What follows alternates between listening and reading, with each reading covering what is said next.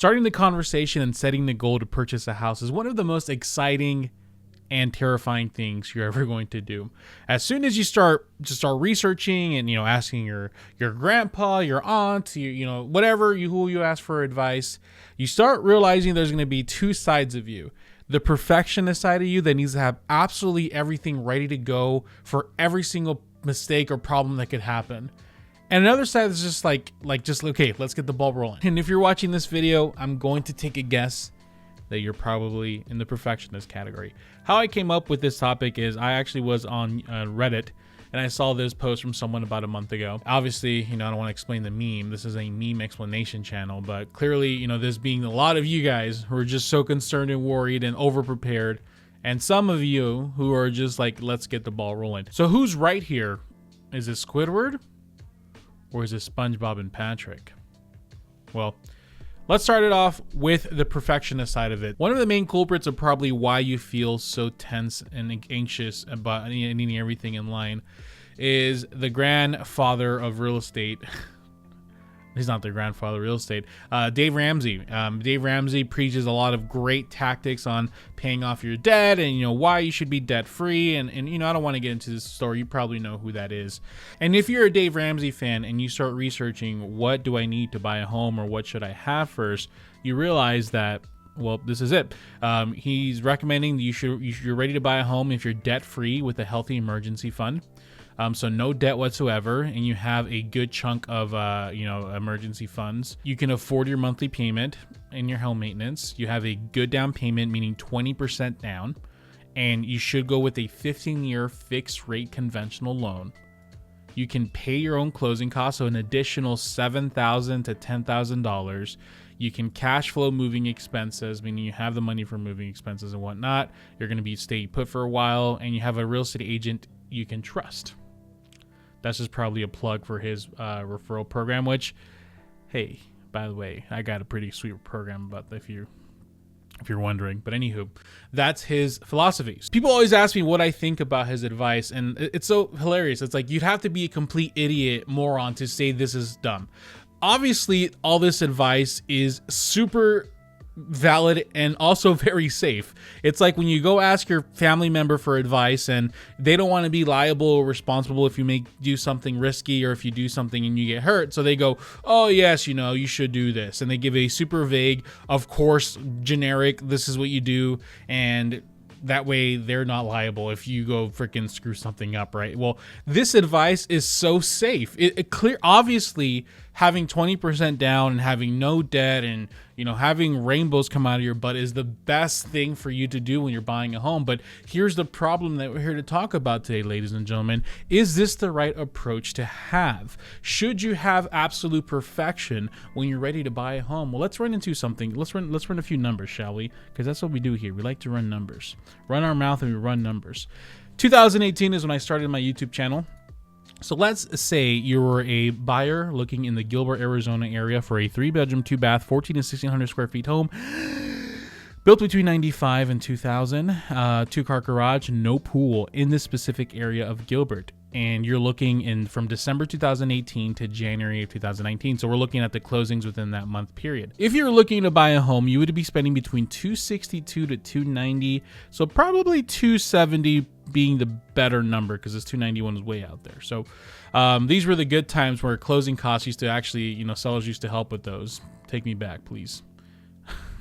Take me back to those sweet, sweet times. So you would have had to spend about $270. What does that mean? Well, let's run two numbers, shall we? Let's run the numbers on what happens if you would have just bought then and there. What would you have needed and what would have been the result? And what happens if you decided to say, you know what, I'm a Dave Ramsey, or I'm going to decide to be perfect and save everything and make sure I'm fully 100% prepared for the worst, right? So let's say this is $270,000 house. All right, so on the left-hand side, we're going to have that be like the folks that would have just to buy then and there, and number two would be our perfectionists. So what would you have needed to buy in that situation? Well, for starters, you would have needed about 3% to 5% down. And in those days, down payment assistance was around, but we're not going to sit here and just, oh yes, in those days DP. Let's just assume that you had your down payment, and let's assume the lowest amount was 3% because you qualified for a conventional loan. 3% of 270 would be about $8,100. You did need to pay closing costs, so we'll do closing cost being, let's say $6,000. So total, we would have needed about $14,000, give or take. So let's say you were going to go the other route. 20% down is what you would have needed. And you wouldn't need to have it ready at that point in time, okay? You would have needed $54,000. Closing costs would have still been about $6,000, maybe a little bit less. But you total would have needed about $60,000. With option one, this price range with that and the interest rate being a little higher in those days, I would think there were about a monthly payment about $1,400 there. Okay. And if you had the 20% down, and at those times you're not paying PMI, you're in really good shoes, you're probably paying closer to $900. So you essentially would be saving $500 a month to have no PMI. And best of all, with option number two, you have your dad's approval. Congratulations. But now here's the big problem. Not everyone has $60,000 lying around. I certainly don't. Do you? Can I borrow some? I need to pay rent this month and I don't have any money. Thank you. But for us to come up with $14,000, hey, with about 6 months of hard work, maybe. If it would have taken 6 months of hard work to save up $14,000, it would have taken about 2 years-ish to be able to have save up the amount. Let's say at that point in time, you decided you were going to take option number two and you were going to start saving because dad's approval really means a lot. Well, this kind of starts breaking down a bit though, because if you look at the numbers, so 2 years later, let's literally just put 2020 here and 2021 here. You would have had to pay $357 of $415. So we'll say about $370. So you would have had to pay $100,000 more if you decided to wait 2 years. So the argument kind of falls on its butt a bit because you wouldn't need to have saved 20% of 270 in this route. If you have to save the money, in this case, you would have had to bump this up. So all this is completely irrelevant because you would have to actually save up for 370. So plus 6,000, it actually bumped up 80. So you needed to save an additional $20,000 to get to this point. So it's pretty easy to say, hey, if you have the 20% already laying around, then yeah, maybe consider doing that if you have everything else in line. I don't recommend just blowing all your money for a down payment. If you only have 20%, then maybe only use 10 so you can keep the other 10% for emergencies and whatnot. So what's the best option here? Well, let me present something to you. Let's say, let's remove all this. 2 years ago, 3 years ago, you said, you know what? Let's just buy the house and let's not save the 20%. And let's just see how it goes. You decided to buy. In 2 years, if you wanted to stay in your house, you have $100,000 of equity. You put $8,000 down, you're about a $260,000 loan. After 2-3 years, you maybe owe about $250,000. After costs and commissions and whatnot, you're about 106 figures, 100,000 of pure equity. So if you wanted to stay in it, you could actually refinance it.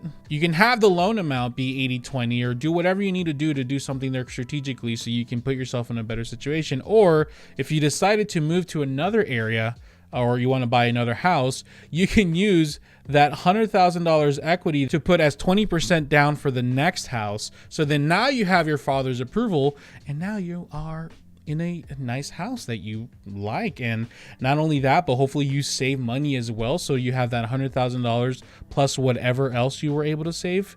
And you got yourself in a really, really good position. So just really consider this idea of having to have all this money saved and have all, no debt and just be completely amazing before you get into a house, because you could potentially rob yourself of many opportunities that the future version of yourself would really appreciate having. That $100,000 to play with 2-3 years from now really makes a difference. Now, of course, this is really considering that the market stays great and you make a bunch of equity. And well, yeah, you're right. There's a lot of unknowns that might happen, which is why why, just like everything in life, there's no extremes here. It's not black or white. You shouldn't completely follow to the T what people say about on advice on having everything perfect. You shouldn't also go buy a house with absolutely no money. It should be somewhere in the middle. Do you have the 3% down and closing costs and an emergency fund? See, that's a difference between having 20% down and closing costs and emergency fund. That's extreme. Having no money, extreme. Having at least 3 to 5% down plus closing costs and an emergency fund. Nice in the middle and comfortable. Can you afford where you're living? Not just going to go buy whatever you qualify for or whatever the lender tells you qualify for. Actually figuring out with your budget, what can you afford? 33%, 25% of your net, 30% of your net, 28% of your gross, whatever floats your boat, you decide for yourself what you like. What is the future version of yourself going to think about 3 years from now if you decided to rent? Well, Javier, what if the market crashes? Brother, you just screwed me over. Worst case scenario, the freaking market tanks and crashes, and now it's a fixed interest rate and you can afford your monthly payment because you bought based off your affordability, not what you qualified for. So you should still be able to afford where you live, right? And then people always go, well, what if we lose our jobs and this? Well, then we're all screwed and we're all gonna be in a bad spot, right? So why think about the worst case scenario? Instead, relax. It's not gonna be perfect, but it can be good enough. And that's what's important. What do you guys think? I want to hear your opinion. Let's have a conversation in the comments below. While you're typing your comment, keep in mind, if you're looking for an agent referral, I have a great agent referral program, links in the description. And of course, my friend Kyle Seagraves and I are working on an amazing digital home buying journal. Links in the description below. It's going to be ready soon, or it might be ready already. Who knows? Check out the link. We'll see. But I'm looking forward to having a good conversation with y'all. Thank you so much. You have a good one.